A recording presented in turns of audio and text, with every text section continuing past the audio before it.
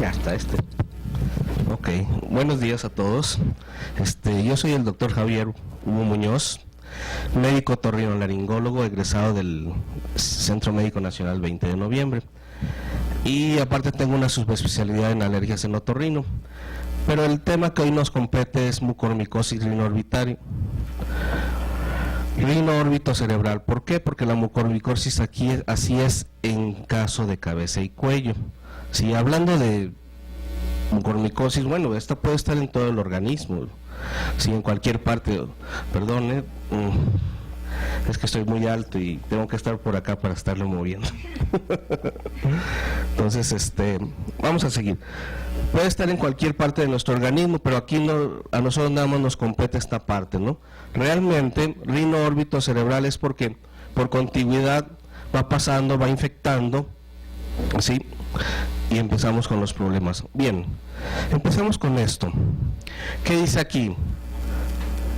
Un reporte de la Clínica Mayo nos dice que nosotros inhalamos alrededor de 57 millones de esporas en un periodo de 24 horas. Esto es interesante. Si inhalamos tanto, ¿por qué no todos estamos enfermos, no? ¿Por qué no todos tenemos problemas? La verdad es que alrededor de la mitad de aquí sí tenemos algo de problemas, pero no tanto así como para provocarnos una infección como tal. Los hongos hacen contacto, podemos tener contacto con ellos. Si hacemos pruebas cutáneas salen positivos. Podemos tener infestación por hongos, tenemos ciertos síntomas muy variados y podemos tener infecciones por hongos. Ahí es donde nos da mayor problema o donde nos da mucho problema, ¿no? Bien, ¿qué hacemos aquí? La mucormicosis, ¿qué es? Es una enfermedad oportunista poco común. Claro, rara vez infecta a personas sanas, aunque sí lo llega a hacer. Cuando se identifica, difícilmente se olvida el diagnóstico debido a la velocidad con que progresa. ¿Alguno de ustedes ha visto algún caso de mucormicosis?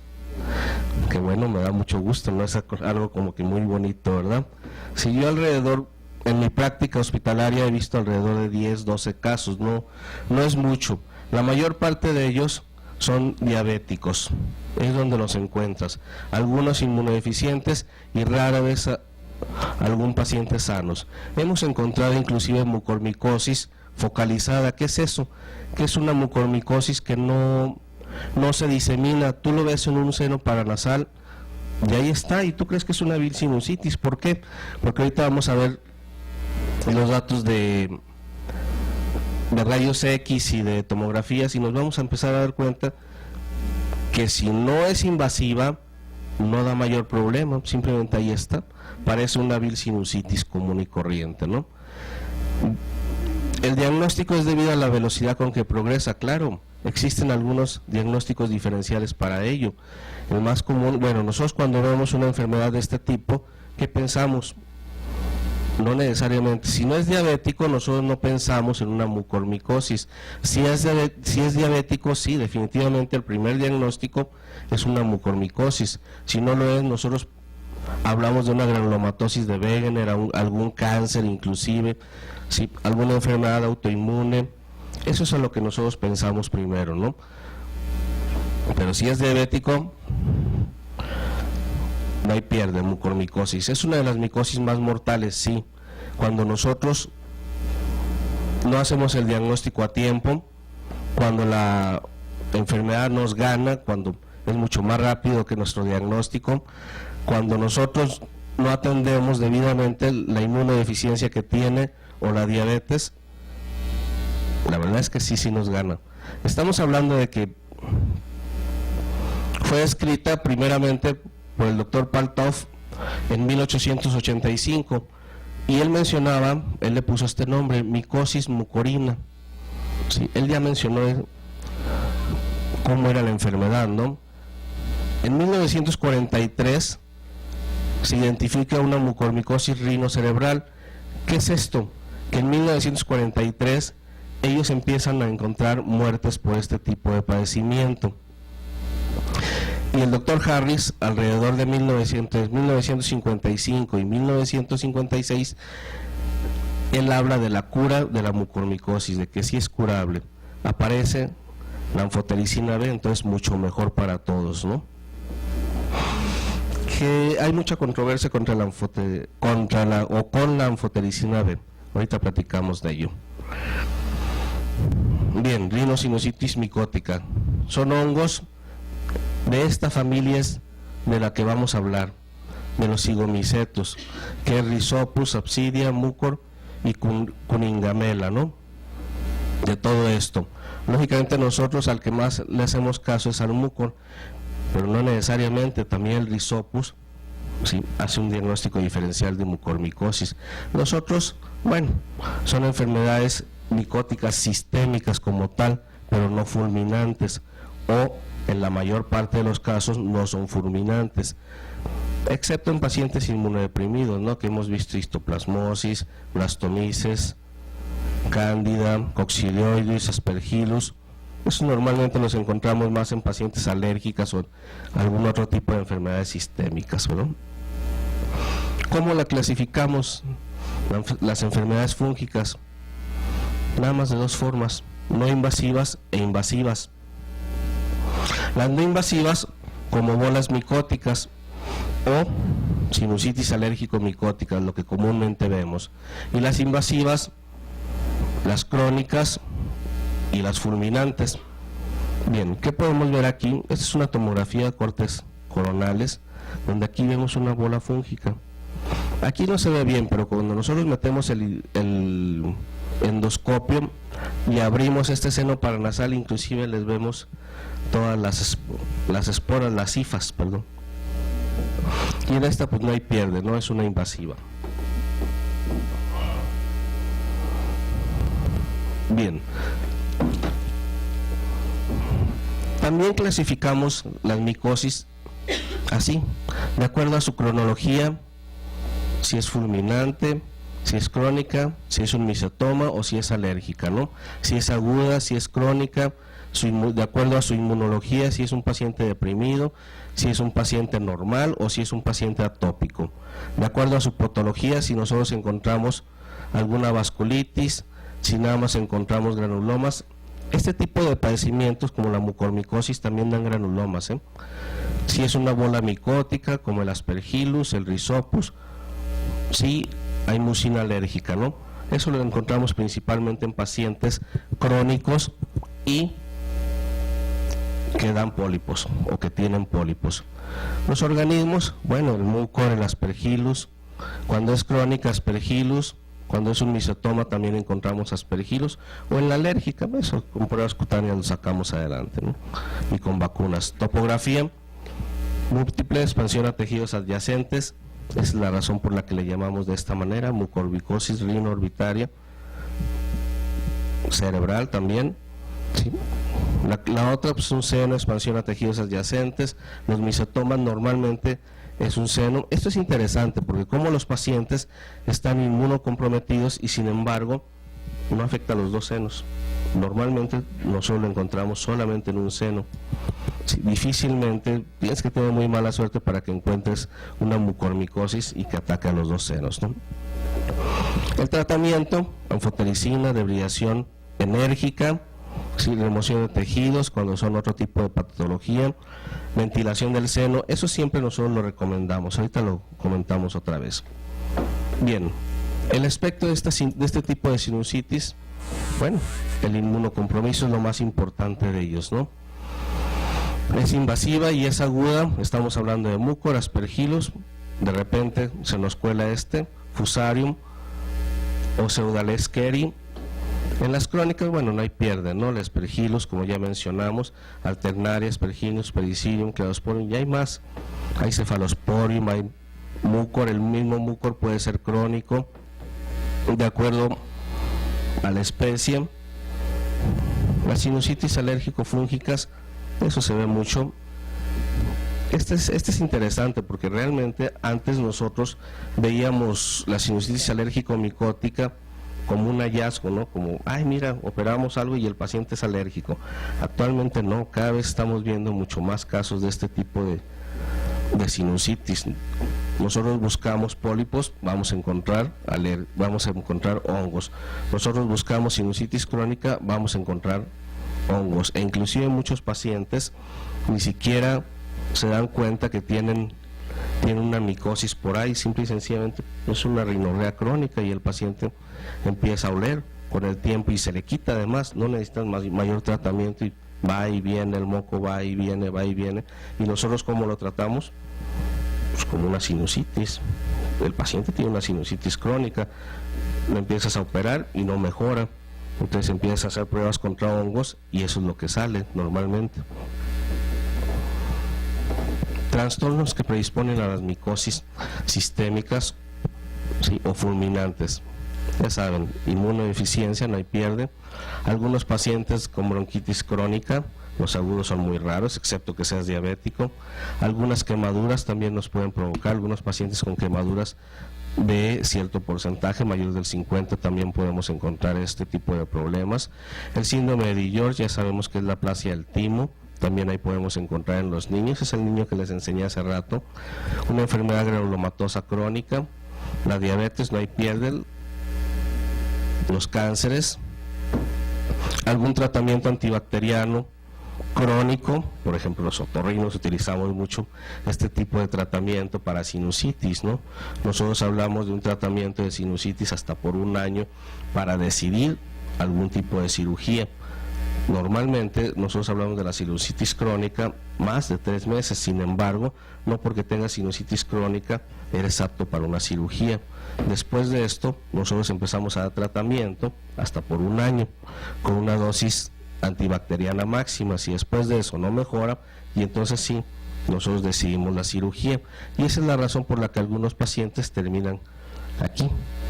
Tratamiento con corticosteroides, pues claro, nosotros también utilizamos mucho corticosteroides por algún tipo de patología, ¿no? Por ejemplo, parálisis facial. Parálisis facial, nosotros utilizamos corticosteroides a grandes dosis. Entonces, si es un paciente diabético, le quiere sacar su parálisis facial rápido y no te das cuenta que no está bien controlado, pues puedes meter algún otro tipo de padecimiento, ¿no? Puedes agregar enfermedades. Los pacientes con quimioterapia, los citotóxica principalmente, eso llegaba mucho al servicio, ¿no? Pacientes con problemas de cáncer daban quimioterapia, paciente terminaba en sinusitis y bueno, pues había que investigar qué estaba pasando y todavía le echábamos la culpa a que era su enfermedad, ¿no? Que eso era su cáncer. Pues no, algo más pasaba. Los catéteres intravenosos y arteriales, eso realmente no mayor problema. La cirugía sí, algunos mencionan que cualquier tipo de cirugía en cabeza y cuello puede estar inoculando algún hongo, entre ellos el mucor también. Los pacientes trasplantados ya sabemos que tienen medicamentos inmunosupresores y pueden provocar cualquier hongo. Bien. Crecimiento saprofítico en un paciente sintomático. Este es el cornete medio, este es el tabique nasal, esta es la pared lateral nasal. Ya no quieres. Ok. Tabique nasal, cornete medio, pared lateral nasal. Aquí están todos los huequitos del etmoides. ¿Sí? Gracias.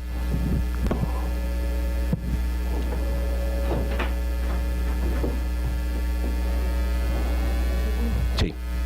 Lógicamente esto así no se ve en una endoscopía normal, ¿eh? Este paciente es un paciente postquirúrgico. Si ya operado, entonces sí podemos ver, normalmente esto debe ser el etmoides anterior.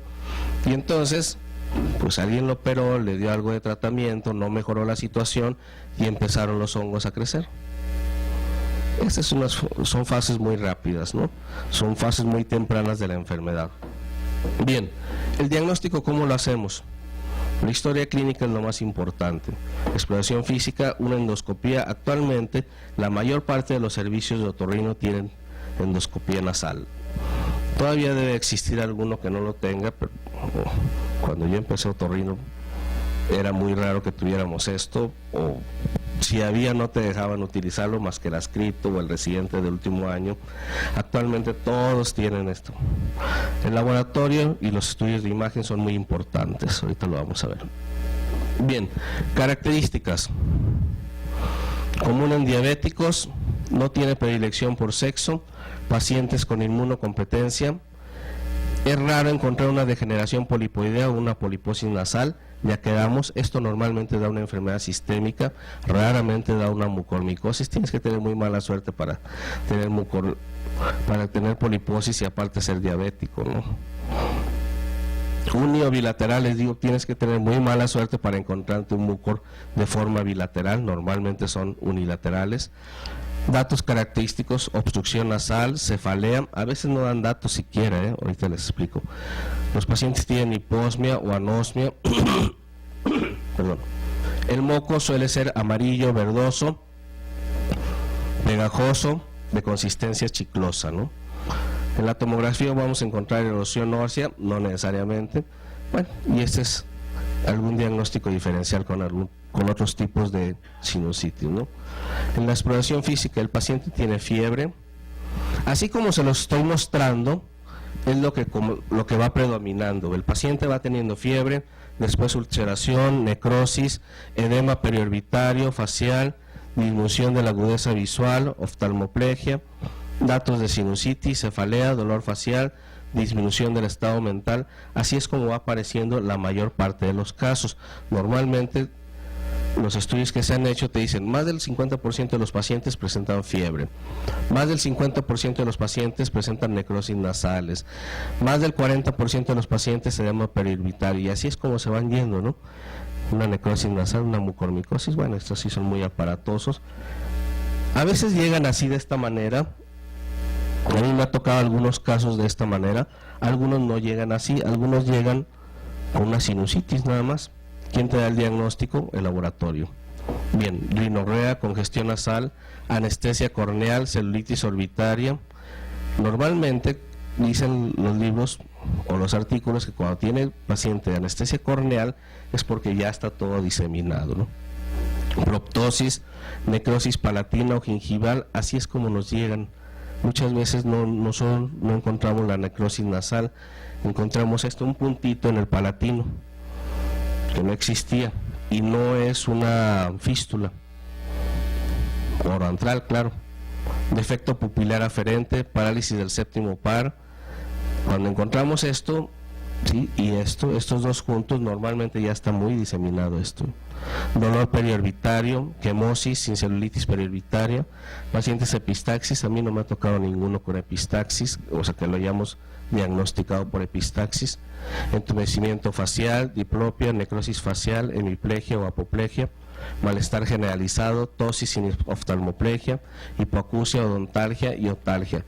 Así es como se va presentando. Lógicamente 3.5, 4.5% de los pacientes presentan este tipo de problema. ¿Qué encontramos? Le pedimos una placa y no encontramos mayor cosa más que una sinusitis. En este caso es bilateral, pero en este caso sí es unilateral.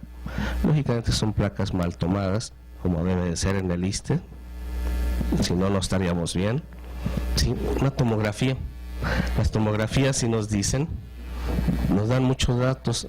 Aquí hay datos de secuestro óseo. No necesariamente, y lógicamente ya empieza a tocar el septum. Cuando lo toca no hay pierde, provoca una perforación inminente. Bien, por acá está. Este ya no tiene septum, ya está todo invadido. Bien, hasta atrás, esto es lo que les mencionaba de algún caso, ¿no? Eso es un mucor. Sin embargo, lo único que encontramos aquí en este paciente era una paciente como de 36 años, diabética, otra vez, ¿sí? Y sin embargo, lo único que presentaba una sinusitis esfenoidal. Sinusitis esfenoidal, sinusitis esfenoidal. ¿Qué es eso? Dolor detrás de los ojos, nada más. Es lo único que te decía. Le tomamos una tomografía, porque al fin y al cabo estamos en el 20 de noviembre, si hay de eso. Si le tomamos esto y aparece, damos tratamiento, no mejora, ¿qué decides? Meterla a quirófano. ¿Qué es lo que sale? Mucor. Aquí están las cifras. Bien. Algunos aparecen así nada más. Si se fijan, ¿dónde está la erosión ósea? No hay. Aquí están las paredes. pero hay algo interesante en lo que te hace pensar, aparte de todo lo demás, aparte de que es diabético y todo ese tipo de cosas. La sinusitis no provocan burbujitas. Si provocan burbujas, aguas, piensen o vean o investiguen otra cosa, ¿no?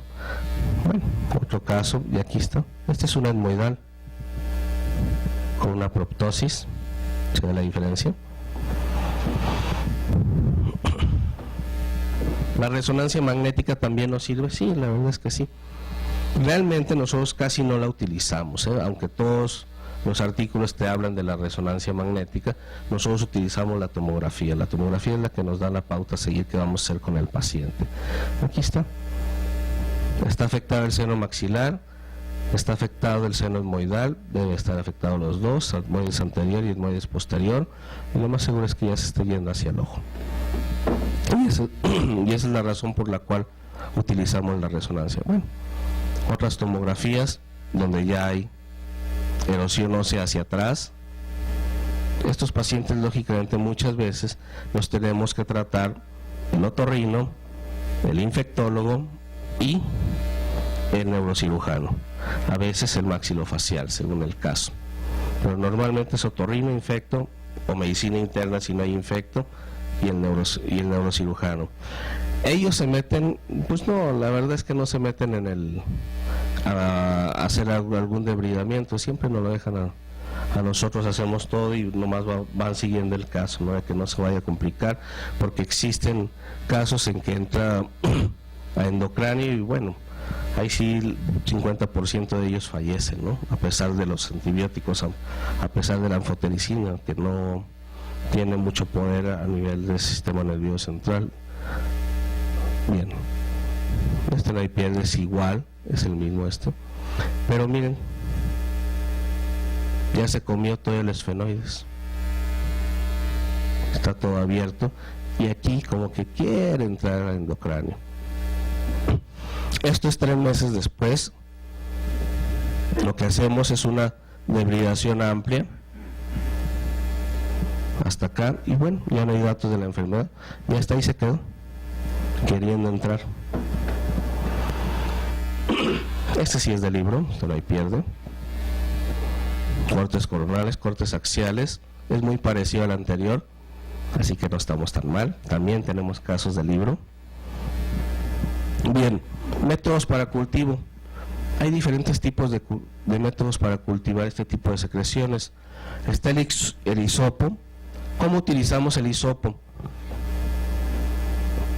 Yo no sé cómo nos los mandan, porque normalmente vienen con diagnóstico y nosotros corroboramos el diagnóstico. Lo que les menciono, muchas de las veces lo que encuentran ellos es una fistulita en el paladar, y así y con datos de sinusitis, y así es como nos los mandan. Bien, pero nosotros ya en el servicio lo que hacíamos es un hisopo, metíamos el endoscopio o el nasofibroscopio, nos íbamos hasta cornete medio, por debajo en el meato medio, y ahí es donde le hacíamos, ¿sí?, el cultivo. Existe también este colector, se hace exactamente lo mismo, utiliza el endoscopio, el rígido, y luego posteriormente metes este aditamento y aspiras secreciones. Está el Sinuyec, que nosotros lo utilizamos mucho para casos de sinusitis normales, pero igual, esto es un pico, lo que hace es apretarle debajo del cornete inferior, o sea, meato inferior, truena y empieza a aspirar, es parte del mismo. ¿Sí? O a veces por fosa canina. Ahorita vamos a ver esto. ¿Se acuerdan del Caldwell Look? Pues así era más o menos.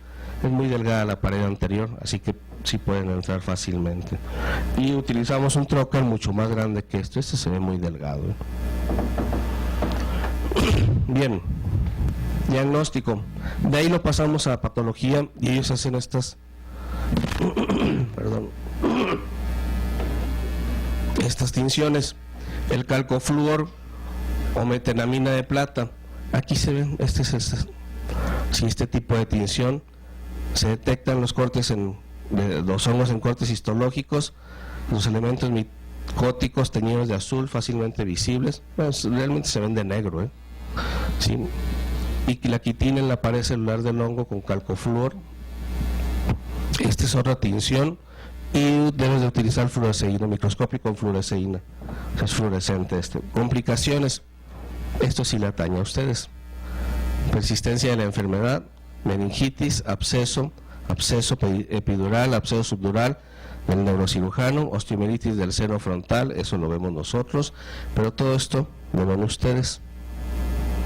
Complicaciones orbitarias, grado 1, edema preceptal, grado 2, celulitis orbitaria, grado 3, absceso subperióstico, todos estamos hablando del ojito, grado 4, absceso orbitario, grado 5, ya no, trombosis del seno cavernoso, y normalmente cuando encontramos esto, no hay nada que hacer ni en el ISSSTE. Pero antes nosotros veíamos mucho esto, de todas las complicaciones orbitarias. De acuerdo a la complicación, a qué nivel esté, nosotros casi dábamos el pronóstico de la enfermedad. Actualmente dicen los artículos que ya no es así, que ya a pesar de que tenga afección ocular, los pacientes pueden mejorar. Implicaciones terapéuticas de las sinusitis fúngicas, cirugía sí, todos los pacientes, esteroides también. Es chistoso, ¿no? Si los esteroides nos están provocando hongos, ¿por qué nosotros damos esteroides? ¿Por qué? Porque quitamos mucha de la sintomatología. Lavados nasales también utilizamos, está muy en controversia, sí, la verdad es que sí está muy controvertido, pero en este tipo de pacientes tú tienes que meterles todo, ¿no? Antifúngicos, sistémicos, sí, inmunoterapia, en este caso no le sirve de nada al paciente, ¿no? ¿Cuál es el tratamiento en este tipo de pacientes? Diferentes tipos de tratamiento, anfotericina B, todos son con anfotericina, ¿sí? De 1 a 1.5 miligramos por kilo por día, anfotericina B lipídica de 2.5 a 3 gramos por kilogramo por día. ¿Cuál es la diferencia? Lo que pasa es que supuestamente esta lipídica, la anfotericina lipídica, sí, no altera mucho el riñón, y la otra sí puede provocar una insuficiencia renal. Esa es la diferencia por la cual se pueden dar en esta mucho más dosis o dosis mucho más agresivas. Sí, esto es para lavados nasales, 50 miligramos en 10 mililitros de agua, y hacer lavados todos los días. En el nebulizador también lo podemos utilizar, 4 mililitros de 2 a 6 veces al día, colocado en el nebulizador. ¿Existen más tratamientos? Sí, la hidrocortisona, lo que les mencionaba, esto quita síntomas, pero hemos visto con fluconazol, con ketoconazol, con itraconazol, con 5-fluorocitocina, pero al final terminamos cayendo en lo mismo, en que es muy viejo, sí, pero realmente es de los más baratos y de los más agresivos. La diferencia es que no cruza barrera hematoencefálica, y esa es la razón que cuando nosotros lo vemos que está abriendo la mucormicosis haciendo cráneo, nosotros agregamos alguno de estos antimicóticos, si no utilizamos puro anfotericina. Quirúrgico, ¿qué utilizábamos? El Cadwell-Look, la hemorroidectomía, la maxilectomía unilateral, la resección hemifacial con exenteración ocular. Todo esto, toda esta historia a mí me tocó. Cuando yo entré, así era esto, así teníamos que hacer las cosas. Actualmente ya no, ya manejamos normalmente la cirugía endoscópica. Oxígeno hiperbárico, el oxígeno hiperbárico está en controversia, hay gente que dice que sí funciona, hay gente que dice que no funciona. Lo que sí mencionan es que si está muy agresivo, si ya está órbito cerebral, utilícenlo. La quenosis, 2 atmósferas en 1 hora por día, por 30 terapias, 30 días, ¿no? ¿Qué es lo que ocasiona el oxígeno hiperbárico? Esto invierte las condiciones de isquemia acidótica que perpetúan el crecimiento fúngico, o sea, ya no va a haber crecimiento. Bueno, estas cirugías, muchos de ustedes sí las llegaron a ver, la cirugía de Cadwell-Look, ¿sí? Nos vamos por la fosita canina, empezamos a hacer el hoyo, y se hace. En el caso de una mucormicosis sí es así, pero no. Empezamos de esta manera, pero empezamos a hacer una incisión mucho más amplia, hacemos otras cositas. Por ejemplo, una hemorroidectomía, que esto es instrumental para cirugía endoscópica, pero antes se hacían, o lo hacíamos con el microscopio, y hacíamos exactamente lo mismo, ¿no? ¿Sí? ¿Se acuerdan de los hoyitos que vimos hace rato? Bueno, pues aquí lo que pasa es que está reciente la cirugía, por eso se ve de esta manera. ¿A esto llegamos? Sí. Muchas veces, sí, y muchas veces. Yo recuerdo mucho que las primeras veces, e inclusive quitábamos toda la hemicara, ¿no? Después con el tiempo empezamos a esqueletonizar, ¿no? Y luego actualmente ya no hacemos nada de esto, ¿no? Esto es como de historia, pero bueno, alguien sí todavía lo debe de utilizar. Nosotros actualmente lo que hacemos es esto, con el endoscopio nos vamos yendo, vamos abriendo todos los huecos y los vamos ampliando hasta dejar sin enfermedad, todo con el endoscopio. Estos son Sickle, son palpadores, para ver a qué nivel vas. Bien, y muchas de las veces, esta se ve un poco borrosa, pero muchas de las veces los pacientes ya no tienen, de tanta erosión ósea, ya no tienen ni siquiera anatomía. Pues tampoco ya no nos preocupamos, ya tenemos una cosa que se llama navegador, lo que metemos es las tomografías a un aparatito, ¿sí? Y este aparatito, del otro lado es un aparatito como este tamaño, tiene una punta, así como esta, y vamos tocando, y donde nosotros tocamos nos da las coordenadas de a qué nivel estamos, y sobre eso, bueno, pues nosotros a pesar del endoscopio, ¿sí?, a pesar del endoscopio o del microdebridador, de lo que estemos sacando, lo que estemos comiendo, lo que estemos retirando, tenemos mucha seguridad de que no vamos a llegar a endocráneo o no nos vamos a llevar el nervio óptico, que a veces ustedes se quejan de eso. Afortunadamente. Bueno, ¿alguna pregunta?